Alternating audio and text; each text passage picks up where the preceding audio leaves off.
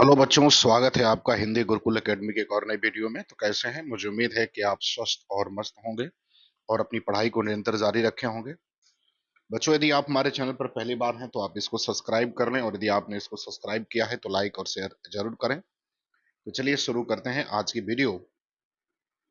देखिए, पहला सवाल क्या कह रहा है। पहला सवाल कह रहा है कि स्वनों का उत्पादन किससे होता है। पहला सवाल ये पूछ रहा है कि स्वनों का उत्पादन जो है वो किससे होता है। तो आपको बताना है कि स्वनों का उत्पादन किससे होता है। वक्ता के उच्चारण अवयवों से, किसी धातु पर चोट करने से, श्रोता के सुनने समझने से, और वायु तरंगों से। तो आपको बताना है कि स्वनों का उत्पादन जो है वो कैसे होता है। ए कह रहा है वक्ता के उच्चारण अवयवों से, किसी धातु पर चोट करने से, श्रोता के सुनने समझने से, या वायु तरंगों से। तो बच्चों, अवयव का उत्पादन जो है वो वक्ता के उच्चारण अवयवों से होता है, अर्थात विकल्प नंबर एक जो है वो सही हो जाएगा। चलिए देखते हैं सवाल नंबर दूसरा। कर गृहीत स्वन पहचानिए। तो आपको गृहीत स्वन की पहचान करनी है कि कौन सा ग्रहण किया गया है। अ, आ, क और श्र। तो आपको बताना है कि कौन सा इसमें जो है वो ग्रहण किया गया है, कौन सा स्वन है जो ग्रहण किया गया है। तो देखो बच्चों, हिंदी में अंग्रेजी से स्वर एक ग्रहण किया गया और फारसी से कुछ ध्वनियां हिंदी में ग्रहण की गई। तो जो ग्रहित इसमें है वो आ है, अर्थात विकल्प नंबर बी जो है वो सही हो जाएगा। ये ग्रहित वर्ण है और यह स्वर जो है वो किससे आया है। तो यह स्वर जो है वो अंग्रेजी भाषा से आया है। किस भाषा से आया है? अंग्रेजी भाषा से आया है। चलिए सवाल नंबर तीसरा। कर अंग और अह को अयोगवाह किसने कहा है। आपको ये बताना है कि अंग और अह को अयोगवाह हिंदी में कहा जाता है और किसने कहा है। ए कह रहा है ग्रियर्सन, बी कह रहा है शिव प्रसाद सितारे हिंद, सी कह रहा है किशोरीदास वाजपेयी, और डी कह रहा है कामता प्रसाद गुरु। तो आपको ये बताना है कि अंग और अह को अयोगवाह नाम किसने दिया है। ग्रियर्सन ने, शिव प्रसाद सितारे हिंद ने, किशोरीदास वाजपेयी ने, या कामता प्रसाद गुरु ने। तो बच्चों इसका उत्तर क्या होगा? तो इसका उत्तर हो जाएगा सी, किशोरीदास वाजपेयी ने। तो विकल्प नंबर सी सही हो जाएगा सवाल नंबर तीसरे का। चलिए बात करते हैं सवाल नंबर चौथे की। कह रहा है इनमें से किस ध्वनि के उच्चारण में स्वर पहले आता है। तो आपको ये बताना है कि इसमें से किस ध्वनि के उच्चारण में स्वर जो है वो पहले आएगा। ये आपको बताना है। क, य, ज्ञ और अह। तो आपको ये बताना है कि किस ध्वनि के उच्चारण में स्वर पहले आता है। क के उच्चारण में, य के उच्चारण में, ज्ञ के उच्चारण में, या अह के उच्चारण में। तो बच्चों इसका उत्तर हो जाएगा अह के उच्चारण में जो है वो स्वर पहले आता है, जबकि क, य और ज्ञ के उच्चारण में स्वर जो है वो बाद में आता है। तो व्यंजनों के उच्चारण में स्वर कहाँ आता है? वो बाद में आता है। चलिए सवाल नंबर पांचवा देख रहे हैं। कह रहा है असत्य कथन चुनिए। आपको ये बताना है कि असत्य कथन का चुनाव करना है, कौन सा कथन इसमें से असत्य है। ए कह रहा है कि अनुस्वार और अनुनासिक दोनों मूलतः स्वर ही हैं। बी कह रहा है कि अनुस्वार स्वर एवं व्यंजन है, जबकि अनुनासिक मूलतः स्वर है। सी कह रहा है कि अनुस्वार का उच्चारण नाक और मुंह दोनों से होता है, जबकि अनुनासिक का केवल मुख से होता है। और डी कह रहा है कि अनुस्वार स्वतंत्र रहता है, जबकि अनुनासिक स्वरों में अंतर्युक्त हो जाता है। तो आपको ये बताना है कि इसमें से कौन सा कथन जो है वो असत्य है। तो पांचवे में असत्य कथन का चुनाव करना है। तो बच्चों पांचवे में जो असत्य कथन है वो पहला जो है कथन वो असत्य कथन इसमें है। पहला क्या है? असत्य है, बाकी सभी सत्य कथन है। चलिए सवाल नंबर छठवें पर कह रहा है कि वायु प्रक्षेपण के आधार पर व्यंजनों के कितने भेद होते हैं। आपको ये बताना है कि वायु प्रक्षेपण के आधार पर व्यंजन के कितने भेद होते हैं। ए कह रहा है दो, बी कह रहा है तीन, सी कह रहा है चार, और डी कह रहा है पांच। तो आपको ये बताना है कि वायु प्रक्षेपण के आधार पर व्यंजन के कितने भेद होते हैं। तो व्यंजन बच्चों वायु प्रक्षेपण के आधार पर बच्चों व्यंजन के दो भेद होते हैं। कितने होते हैं? दो। कौन कौन से? तो एक होता है जिसको क्या कहते हैं, अल्प प्राण, और एक दूसरा होता है जिसको क्या कहा जाता है बच्चों, महाप्राण। तो दो भेद होते हैं वायु प्रक्षेपण के आधार पर। चलिए सवाल नंबर सातवां। सवाल नंबर सातवां क्या कह रहा है? कह रहा है जब कोई ध्वनि दो व्यंजनों से युक्त होती है तब उसे क्या कहते हैं। तो आपको ये बताना है कि जब कोई भी ध्वनि दो व्यंजनों से युक्त हो जाती है तो उसको क्या कहते हैं। संयुक्त ध्वनि, युग्मक ध्वनि, संपृक्त ध्वनि, या महाप्राण ध्वनि। तो सातवें में आपको उत्तर बताना है कि जब कोई ध्वनि दो व्यंजनों से युक्त हो जाती है, संयुक्त होती है, तब उसको हम क्या कहते हैं। तो सातवें का उत्तर बताना है। ए कह रहा है संयुक्त ध्वनि, बी कह रहा है युग्मक ध्वनि, सी कह रहा है संपृक्त ध्वनि, और डी कह रहा है महाप्राण ध्वनि। तो बच्चों इस तरह की ध्वनियों को संयुक्त ध्वनि कहा जाता है, अर्थात विकल्प ए जो है वो सही हो जाएगा। तो सातवें का विकल्प कौन सा सही होगा? सातवें का विकल्प ए जो है वो सही हो जाएगा। चलिए सवाल नंबर 8वें में क्या कह रहा है? कह रहा है हिंदी वर्णमाला के संदर्भ में सही कथन चुनिए। तो आपको हिंदी वर्णमाला के संदर्भ में एक सही कथन का चुनाव करना है। ए कह रहा है कि 15 वर्ण अल्पप्राण तथा 15 वर्ण महाप्राण है। बी कह रहा है कि 30 वर्ण अल्पप्राण तथा 30 वर्ण महाप्राण है। सी कह रहा है कि 15 वर्ण अल्पप्राण तथा 30 वर्ण महाप्राण है।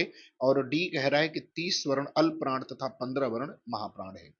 तो आपको ये बताना है कि इसमें से विकल्प कौन सा सही होगा। तो 8वें में कौन सा विकल्प सही हो जाएगा?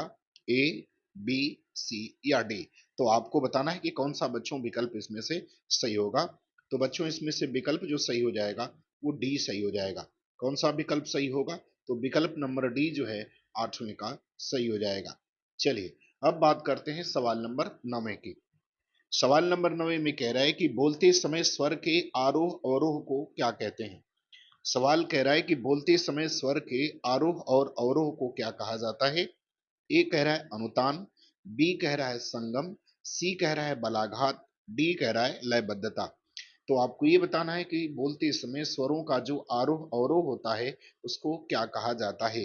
तो बच्चों उसको कहा जाता है अनुतान कहते हैं। विकल्प नंबर 1 जो है वो सही हो जाएगा, अर्थात 9वें का ए जो है वो सही हो जाएगा। चलिए देखते हैं सवाल नंबर 10। सवाल नंबर 10 क्या कह रहा है कि किस विकल्प में सभी शब्द पुल्लिंग हैं?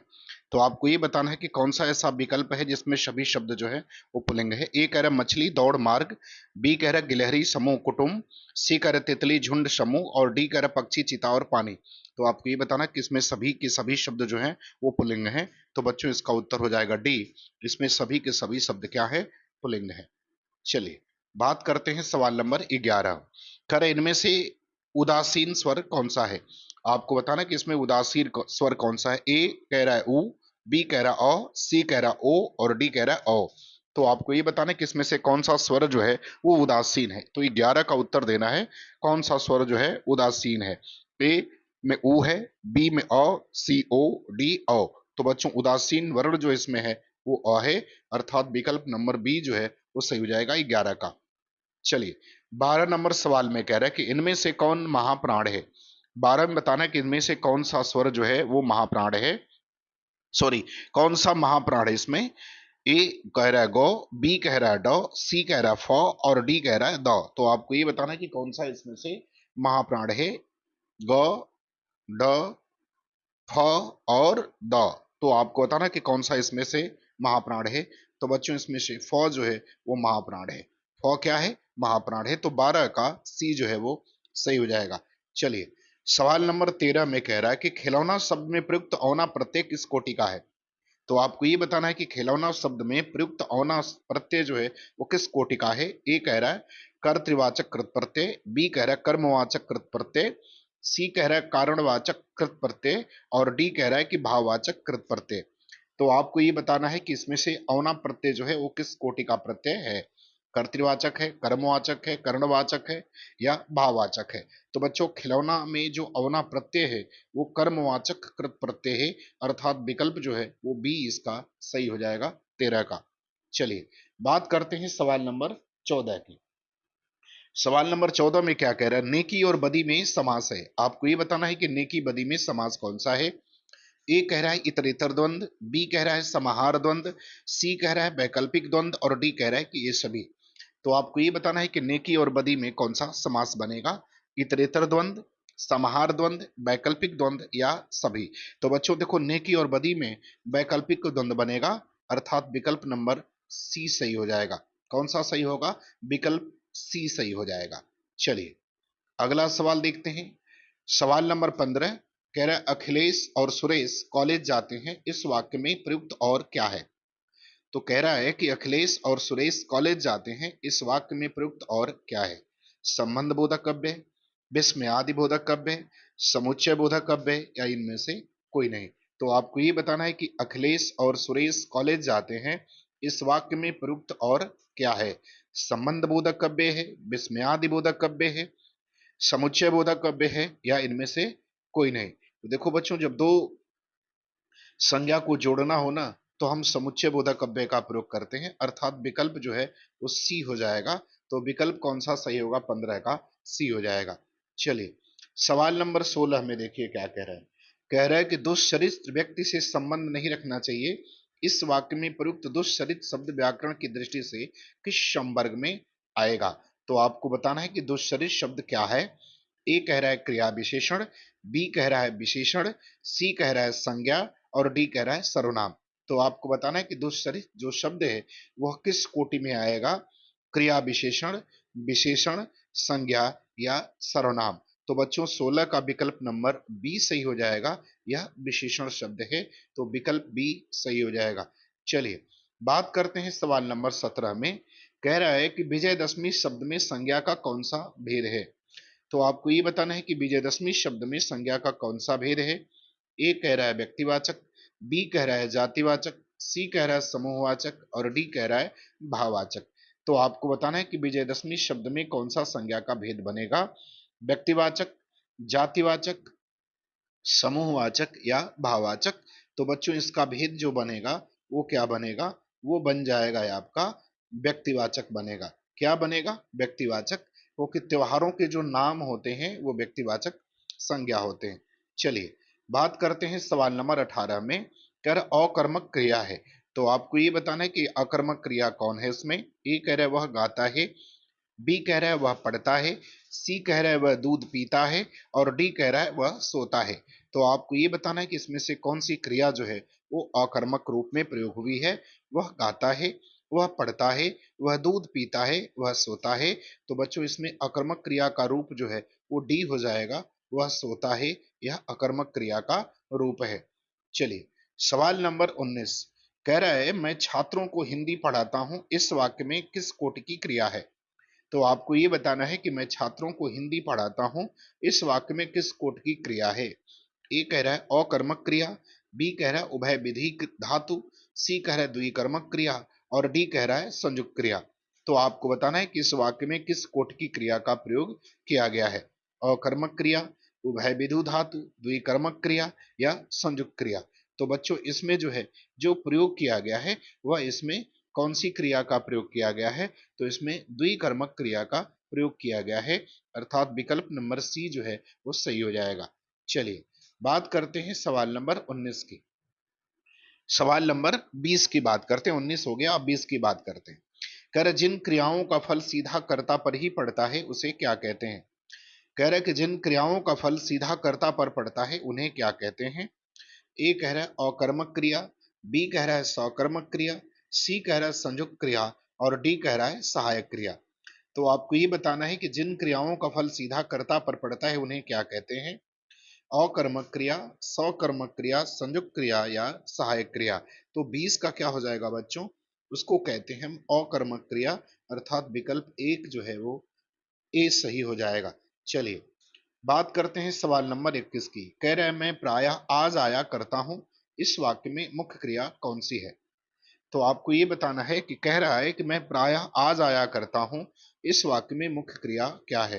ए कह रहा है हूं, बी कह रहा है आ, सी कह रहा है जाया, डी कह रहा है करता। तो आपको बताना है कि इसमें से मुख्य क्रिया कौन सी है। ए हूं, बी आ, सी जाया और डी करता। तो बच्चों इसमें मुख्य क्रिया जो है वो बी ऑप्शन में होगी। आ जो है इसमें मुख्य क्रिया है, अर्थात 21 का विकल्प नंबर बी जो है वो सही हो जाएगा। चलिए बात करते हैं सवाल नंबर 22 में। कहता है करना से कौन सा शब्द प्रेरणार्थक क्रिया बनेगा? तो आपको ये बताना है कि करना से कौन सा शब्द प्रेरणार्थक क्रिया बनेगा। ए कह रहा है करता है, बी कह रहा है किया जाना, सी कह रहा है करवाना और डी कह रहा है करवाया। तो आपको बताना है कि करना से कौन सा शब्द प्रेरणार्थक क्रिया का रूप बन जाएगा। करता है, किया जाना, करवाना या करवाया। तो बच्चों इसमें जो प्रेरणार्थक क्रिया का रूप बनेगा 22 में वो बन जाएगा सी करवाना। ये प्रेरणार्थक क्रिया का रूप बनेगा करना से।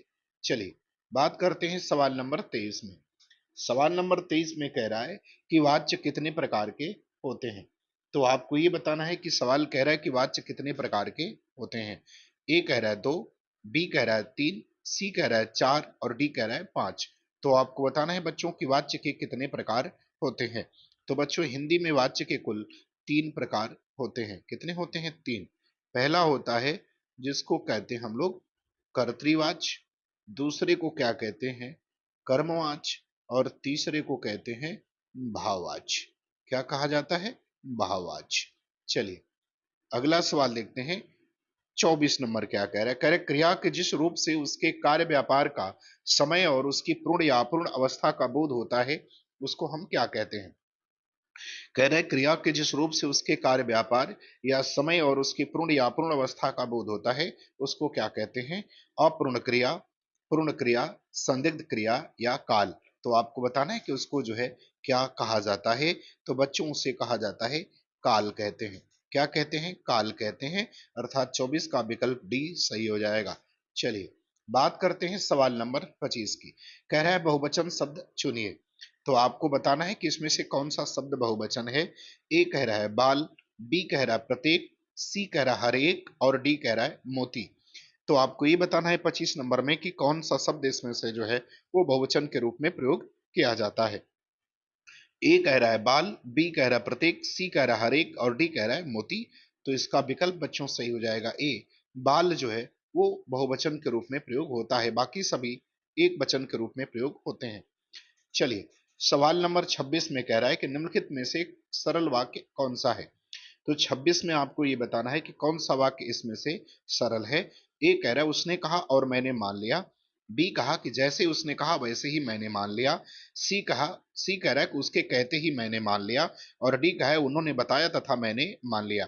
तो आपको बताना है कि इसमें से कौन सा वाक्य जो है वो सरल वाक्य है 26 में।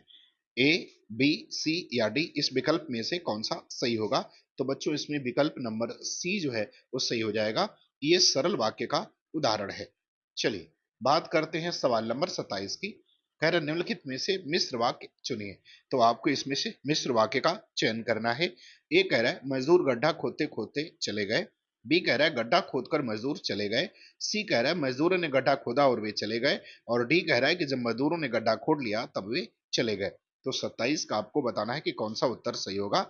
इसमें कौन सा वाक्य जो है वो मिश्र के रूप में लिखा गया है। तो बच्चों इसमें जो डी है ऑप्शन, ये मिस्र के रूप में लिखा गया है। अर्थात 27 का विकल्प नंबर डी जो है वो सही हो जाएगा। चलिए बात करते हैं सवाल नंबर 28 में। कह रहा है कि संयुक्त वाक्य का चयन करिए, संयुक्त वाक्य को चुनिए। ए कह रहा है छात्र परिश्रम करते हैं और जीवन में सफल होते हैं, बी कह रहा है कि जो छात्र परिश्रम करते हैं वही जीवन में सफल होते हैं, सी कह रहा है कि छात्र परिश्रम करके जीवन में सफल होते हैं, और डी कह रहा है कि जो छात्र परिश्रम करेगा वही जीवन में सफल होगा। तो आपको बताना है कि इसमें से संयुक्त वाक्य कौन सा है। तो बच्चों एकदम आसान सा है, इसमें संयुक्त वाक्य जो है वो पहला हो जाएगा। अर्थात विकल्प नंबर एक जो है वो संयुक्त वाक्य का उदाहरण है। चलिए अब हम लोग बात करते हैं सवाल नंबर 29 में। कह रहे इनमें से कौन सा वाक्य अशुद्ध है। तो आपको ये बताना है कि इसमें से कौन सा वाक्य अशुद्ध है। ए कह रहा है कि तालाब के अंदर एक मंदिर है, मंदिर था, बी कह रहा है मैं यथाशक्ति काम करूंगा, सी कह रहा है दुर्दिन में कोई साथ नहीं देता, और डी कह रहा है यह बहुत सुंदर चित्र है। तो आपको बताना है कि कौन सा वाक्य इसमें से अशुद्ध है। तालाब के अंदर एक मंदिर था, बी मैं यथाशक्ति काम करूंगा, सी दुर्दिन में कोई साथ नहीं देता, और डी यह बहुत सुंदर चित्र है। तो आपको बताना है कि कौन सा इसमें अशुद्ध है। तो बच्चों इसमें जो अशुद्ध है वो पहला है, तालाब के अंदर एक मंदिर था, ये नहीं होगा, तालाब में मंदिर था, ये सही होगा। चलिए बात करते हैं सवाल नंबर 30 और आज के अंतिम सवाल की। नौ बिदु बिमल तात जस तोरा, रघुबर किंकर कुमुद चकोरा, उदित सदा अथई कबहूना, आघिटहीन जग नब दिन दिन दूना। आपको बताना कि चौपाई में कौन सा अलंकार है। ए कह रहा है रूपक, बी उपमा, सी उत्प्रेक्षा, और डी प्रतीप। तो आपको ये बताना है कि इसमें से कौन सा अलंकार आपको लग रहा है कि कौन सा अलंकार होगा। रूपक होगा, उपमा होगा, उत्प्रेक्षा होगा, या प्रतीप होगा। तो बच्चों 30 का उत्तर जो हो जाएगा वो क्या होगा, वो रूपक हो जाएगा, क्योंकि नौ बिद विमल तात जस जोरा, उपमेय और उपमान को आपस में अभेद रूप में लिखा गया है, इसलिए अलंकार जो बनेगा वो बनेगा रूपक। तो मुझे उम्मीद है बच्चों कि आपको मेरी वीडियो पसंद आई होगी। अगर आपको अच्छा लगे तो आप इसको लाइक शेयर और सब्सक्राइब जरूर करें। धन्यवाद।